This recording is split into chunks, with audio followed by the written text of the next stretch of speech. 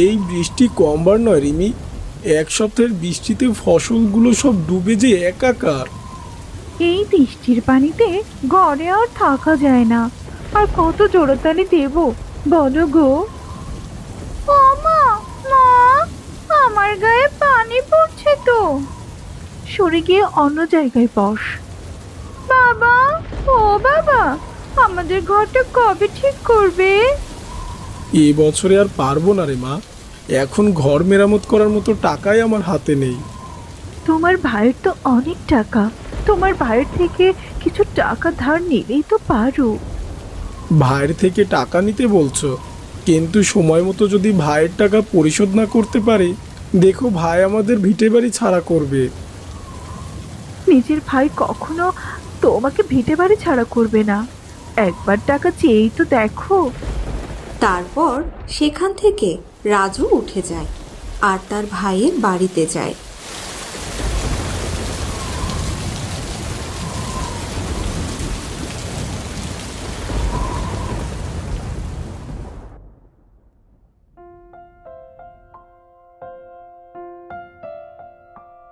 কে রে রাজু, তুই এখানে? হ্যাঁ ভাই, তোমার কাছে একটা দরকারে এসেছি। সব কিছু ঠিকঠাক আছে তো? না ভাই, আমাদের ঘরটাতে আর থাকা যাচ্ছে না। বৃষ্টির পানি ঘরে পড়ে। আমার কাছে এত টাকা নেই যে ঘরটা মেরামত করব। তা আমাকে কেন বলছিস? আমি কি তোর ঘর মেরামত করব, নাকি পরিবার নিয়ে আমার বাড়িতে ওঠার আবদারে এসেছিস? কোনটা? না না ভাই, তুমি যা ভাবছো তা না। শোন, দেশের যে অবস্থা এমনিতেই আশঙ্কাজনক। কখন বন্যা হয় বলা যায় না। নিজেদেরই জায়গা হয় না, তা তোদের আশ্রয় কিভাবে দেব? আমি আশ্রয়ের জন্য আসিনি, তোমার কাছ থেকে কিছু টাকার ধার নিতে এসেছি। তুই টাকা ধার নিতে এসেছিস, কিন্তু তুই ধার পরিশোধ করবি কিভাবে? তোর তো সেই মুরুদ নেই। বৃষ্টির পানি কমে গেলেই ফসল ফলিয়ে সে তোমার টাকা আমি দিয়ে দেব দাদা। ঠিক আছে, আমার টাকা 6 মাসের মধ্যে যদি পরিশোধ করতে না পারিস, তো তোর জমি কিন্তু আমাকে দিয়ে দিতে হবে, এই আমি বলে দিলাম। ঠিক আছে ভাই, তুমি আগে আমাকে টাকাটা তো দাও, তারপর না হয় সে দেখা যাবে। ঠিক আছে, দাঁড়া এখানে।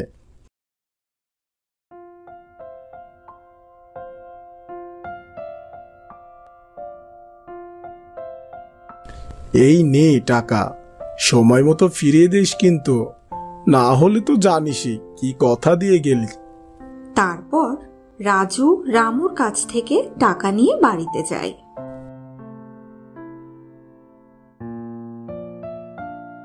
কি গো, টাকা দিল? হ্যাঁ দিল, কিন্তু 6 মাসের মধ্যে টাকাটা ফেরত দিতে না পারলে ভাই আমাদের জমিটা কেড়ে নিবেন। জমির পানি কমে এনে ফসল ফলাতে পারলে 6 মাসের আগেই তার টাকা তুমি দিয়ে দিতে পারবে। তাই যেন হয়, নয়তো বিপদের শেষ থাকবে না আর। বাড়িতে কেউ আছো? একবার বেরিয়ে আসো। কে কাকু তুমি? এই বৃষ্টির মধ্যে বেরিয়েছ কেন? পুরো শরীরটা দেখছি ভিজে গিয়েছে। আপনি ভেতরে আসুন, মাথা বুঝবেন, চলুন। আমি পাশের গ্রামে থাকি। আমাদের গ্রামে বন্যায় সব ডুবে গিয়েছে। আমি বন্যার পানিতে সাঁতরে গ্রামে এসে পড়েছি। না জানি বন্যায় কত মানুষের প্রাণ গেল, কত মানুষের ঘরবাড়ি ভেসে গেল। আমাদের গ্রামের বন্যার পানি যে কোনো মুহূর্তে তোমাদের গ্রামে ঢুকে যেতে পারে। কি বলছেন কি কাকু? আমাকে আজকে রাতটুকু আশ্রয় দাও, আমি কাল ভোরের আলো ফুটতেই চলে যাব। কিন্তু কোথায় যাবেন? আপনার তো এখন যাবার জায়গা নেই। আপনি বরং আমাদের সাথে থেকে যান, বন্যার পানি শুকিয়ে এলে যাবেন। বিধাতা তোমাদের মঙ্গল করুক। তোমাদের দেখে গরিব মনে হচ্ছে, কিন্তু তোমাদের মন অনেক বড়।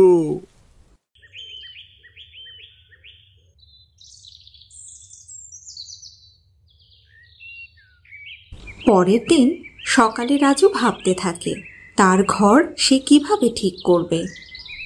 এত কি ভাবছো বাসা? তেমন কিছু না কাকু, আমার ঘরে বৃষ্টির পানি পড়ে, ভাইয়ের কাছ থেকে কিছু টাকা ধার এনেছি ঘরটা মেরামত করব বলে। বন্যার পানি এলো বলে ঘর মেরামত করলেই বিপদে পড়বে। সেটাই ভাবছি, দেখা গেল ধারের টাকা দিয়ে ঘর মেরামত করলাম, আর বন্যায় ঘর ডুবে ভেসে গেল, তখন ঘরও গেল আবার টাকাও গেল। ভাইকে টাকা দেব কি করে তখন? বলছি, তোমাদের ঘরের পিছে যে তাল গাছটা রয়েছে, ওই তাল গাছটা কাদের? আমাদেরই তাল গাছ, কিন্তু কেন কাকু বলেন তো? শোনো দেখি, কানটা একটু এদিকে নিয়ে এসো।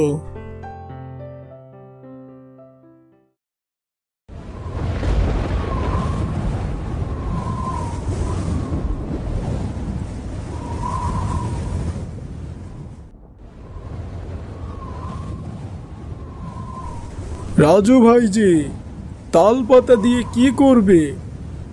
ঘর বানাবো রে। তাল পাতা দিয়ে ঘর? হ্যাঁ রে, প্রতিদিন যে পরিমাণ বৃষ্টি হচ্ছে তাতে মনে হয় না বন্যা আসতে আর বেশি দেরি। তাই তাল পাতা দিয়ে একটা ঘর বানাবো, যেন বন্যা হলেও আমাদের ঘর ভাসমান থাকে। ও আচ্ছা, তাহলে বন্যার প্রস্তুতি নিচ্ছ বুঝি?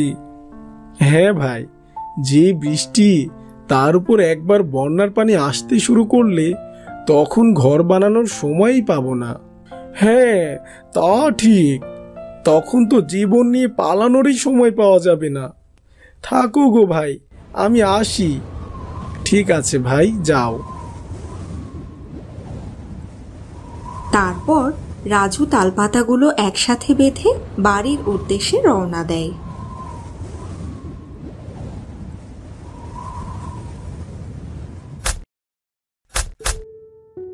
বাবা, এত সব তালপাতা দিয়ে কি করবে?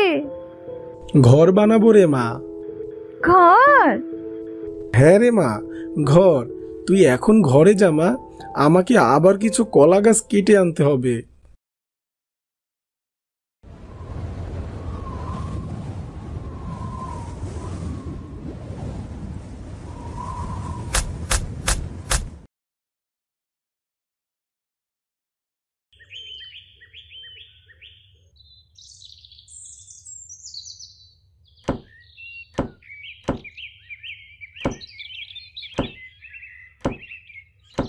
বাবা, বাবা, এটা আবার কেমন ঘর বানিয়েছো?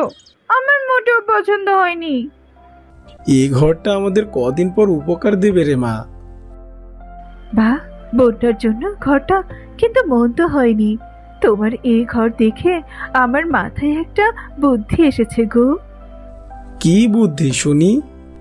দেখো, বন্যায় তো সবার ঘরবাড়ি ডুবে যাবে, ভেসে যাবে। আমরা যদি এরকম তালপাতার কয়েকটা ঘর বানিয়ে রাখি, তাহলে বন্যার সময় গ্রামের লোকেদের সেই ঘরে আশ্রয় দিতে পারবো।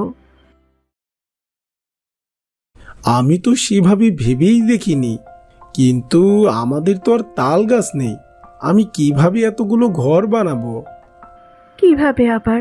তোমার ভাইয়ের কাছ থেকে তুমি যে টাকা নিয়েছো, সে টাকা দিয়ে তাল গাছ কিনে সে গাছের পাতা দিয়ে ঘর বানাবে। সবই ঠিক আছে, কিন্তু আমি তো চেয়েছিলাম ভাইয়ের টাকাগুলো সব ফেরত দিয়ে আসবো। বন্যায় সব ডুবে গেলে ভাইয়ের টাকা কিভাবে পরিশোধ করব? আরে পাগল, পানি আর কতদিনই বা আটকে থাকবে? জমির পানি শুকালে ফসল ফলাবে, তারপর তোমার ভাইয়ের টাকা পরিশোধ করবে।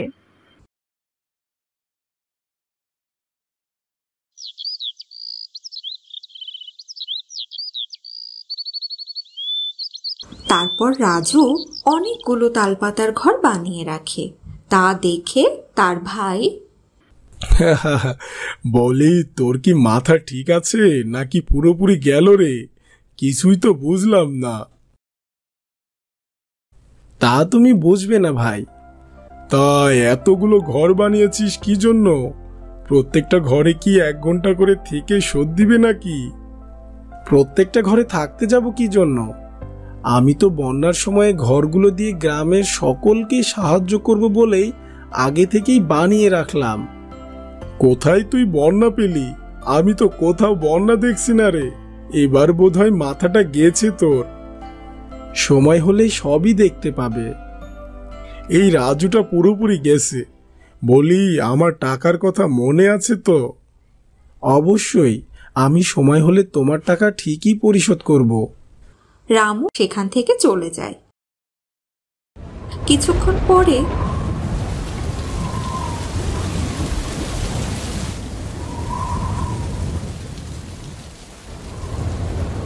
চারিদিকে মানুষ, গরু, ঘরবাড়ি সব ভেসে যেতে থাকে। ওদিকে রাজুদের ঘরগুলো বন্যার পানিতে ভেসে থাকে। ভাগ্যিস আগে থেকে তালপাতার ঘরটা বানিয়ে রেখেছিলাম, নয়তো আমরাও ভেসে যেতাম। কি রে বাছা, আমার কথা মিলল তো? আপনার জন্য আমরা নিরাপদে রয়েছি কাকু। আপনাকে অসংখ্য ধন্যবাদ। রাজু তাদের ভাসমান ঘর নিয়ে ভেসে যায় আর গ্রামের মানুষদের সাহায্য করতে থাকে। গ্রামে ভেসে থাকা মানুষদের রাজু টেনে রাজুর ঘরে তুলে নেয়। কালু ভাই, হাতটা বাড়িয়ে এদিকে চলে আসো। তোমাকে অনেক ধন্যবাদ গো। তুমি সময় মতো এসে আমাদের সাহায্য না করলে আমরা ডুবে যেতাম। ধন্যবাদ দেবার কিছুই নেই। মানুষ হয়ে মানুষের পাশে দাঁড়ানোই তো আমাদের দায়িত্ব। তোমার ঘরের মতো যদি একটা ঘর বানিয়ে রাখতাম তাহলে আজ এই দিন দেখা লাগে না। আমিও তোমাদের জন্য ঘর বানিয়ে রেখেছি, যেন এই দুর্দিনে তোমাদের সাহায্য করতে পারি। সত্যি তুমি মহৎ। তুমি আমাদের জন্য ঘর বানিয়ে না রাখলে আমরা কোথায় থাকতাম?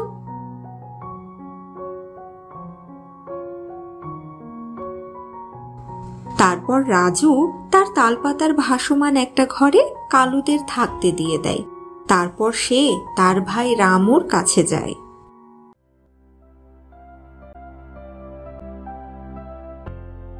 ভাই, তুমি ঠিক আছো? তুই এসেছিস রাজু? আমাকে বাঁচা, নয়তো আমি ডুবে মারা যাব। আমাকে বাঁচা। উঠে আসো আমার ঘরে। আমাকে তুলে নে ভাই।